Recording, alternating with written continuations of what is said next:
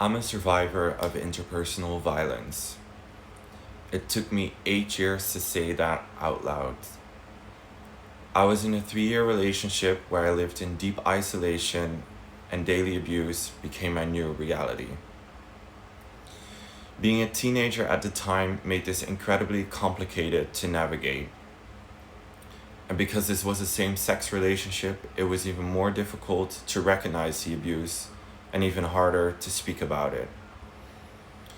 This is the reality for many who suffer interpersonal violence, whether it's at the hands of a friend, trusted family member, or partner.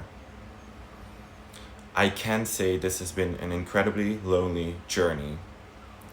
One where I've constantly searched for answers and looked for LGBT peers to reach out to and ask, what am I supposed to do? How do I name this? Or where can I go for help? Most of the time, I didn't get any answers. The internet is full of straight women bravely sharing their stories, and shout out to them because their voices helped me too.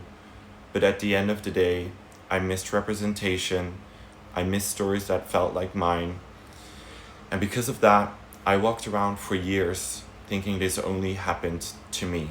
But when I started doing my own research, and I found the incredibly high numbers of interpersonal violence within the LGBT community, I was shocked.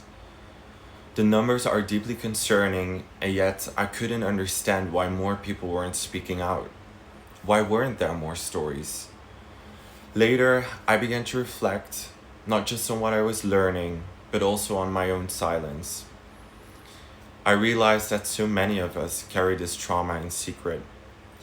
We're afraid of judgment, stigma, or simply not being believed. But these experiences don't just disappear. They stay with us, they shape how we love, how we trust, and how we move through the world. It's a quiet epidemic that affects way too many of us.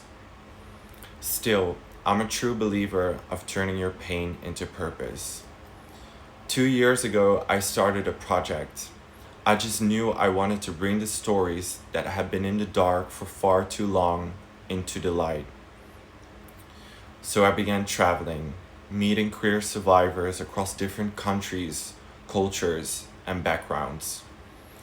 And what I found is that this is a universal issue, and I feel a responsibility to do something with that. The more people I spoke to, the clearer it became. This is happening everywhere. These conversations gave me hope. They reminded me that I'm not alone in this, that none of us are. It became a way to honor their stories, give them the recognition they deserve, and also begin rewriting my own. The project isn't finished yet, and recently I've had a lot of conversations with myself asking, when is the right time to continue this work? And the truth is, there is no perfect time. The time is now. That's why I need your help finishing this project. This is a photography-based storytelling project created to amplify the voices of queer survivors through image and story. If you know someone within the LGBT community who has experienced interpersonal violence and whose story needs to be heard, or if that someone is you, please reach out. There's an application form in my link in bio, and wherever you are in the world, you can apply. I'll be planning my journey based on the applications I receive, and I've taken time off to fully commit to this. I'm going to finish it whatever it takes. There's also a GoFundMe link in my bio where you'll find more in-depth information about the project. You can also make a donation here and help bring the project to life. Because together, we are always stronger than we are alone. Thank you so much for listening, and let's finish this project together.